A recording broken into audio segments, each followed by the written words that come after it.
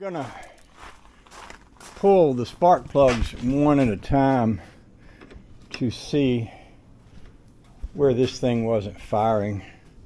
And the way you do that on an engine is you've got a distributor cap right there. You see that thing I'm shining my light on? It's got all those little wires coming out of it. Well, if while running you pull each of those wires one at a time, when you hit a certain wire, you'll notice the engine idle doesn't change. That's what happened on this truck. That wire, that's the very back wire on the left side, wasn't changing the idle at all when I pulled that wire out. So I put a compression gauge on here, and it's come down now, but compression came up to 100, over 100. So we got good compression on that cylinder. So there's something else making that cylinder not fire. Now, one of the things I did notice was that the spark plug was dry as a bone. And I would generally, see, where am I at? I would generally expect to see some gas on there if it hadn't been firing. But there's no gas on it. I think what I'm going to do is put a different plug in there.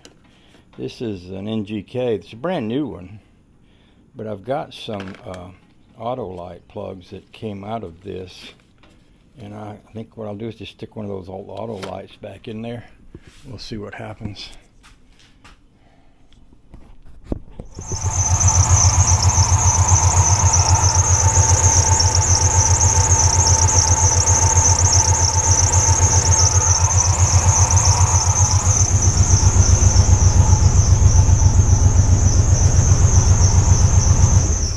So before I put that old plug back in there, I cranked it up to test it.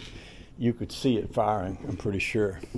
Now I'm going to take the old plug off of that pair of vice grips I got it hooked to over there. I'm going to put the new plug on there, see if the new plug is firing. If the new plug is firing, then I've eliminated that as a possible problem.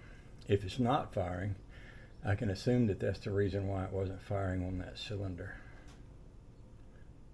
Although, I'm just going to say this, I would expect if it wasn't firing, that plug would have been wet with gasoline, and it wasn't. So I may not be getting fuel to that cylinder. I don't know if that's possible, but it could be.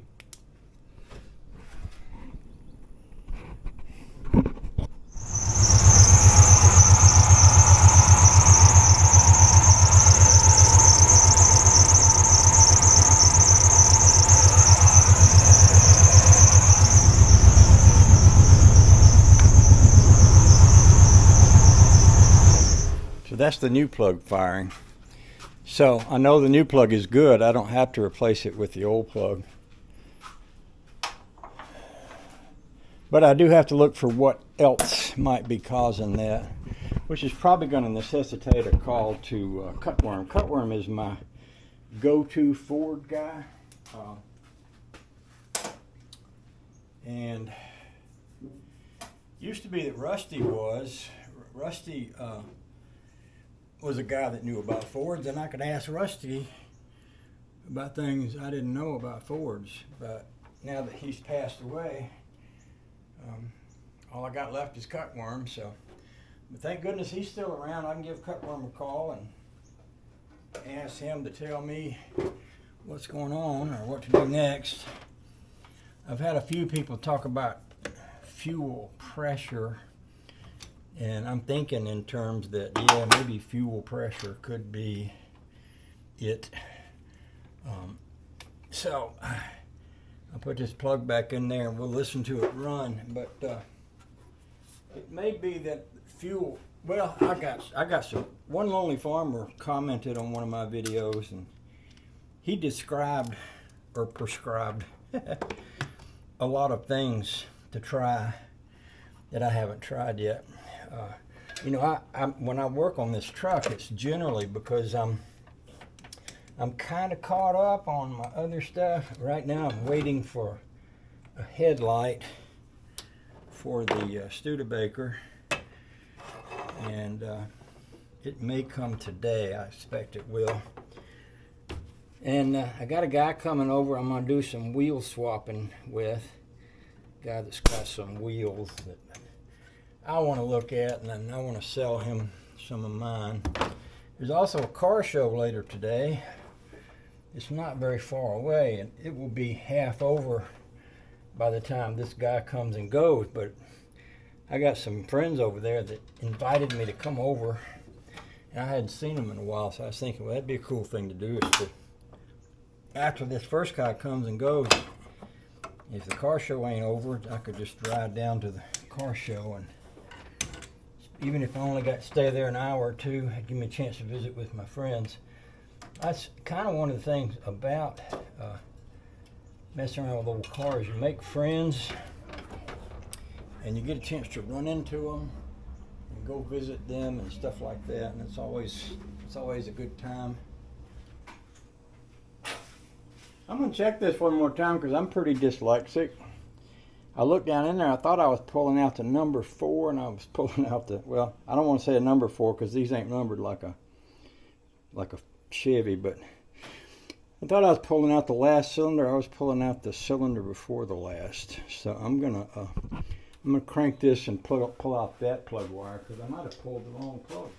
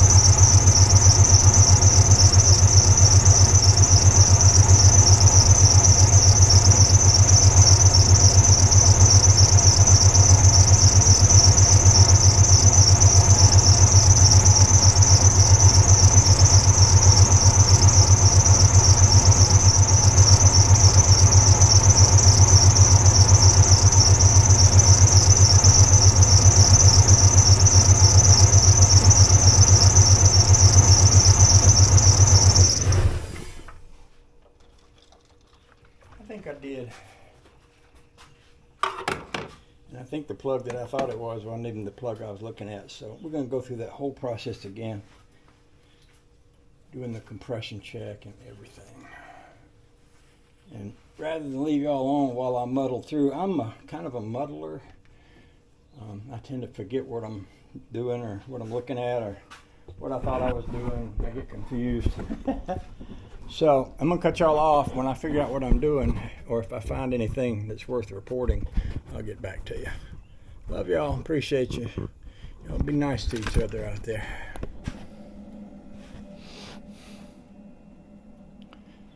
So that's a good example of how confused I can get. I was actually pulling out the correct plug, but I thought I wasn't.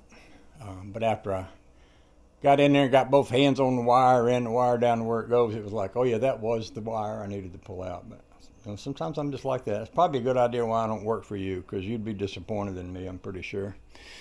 All right. Oh my.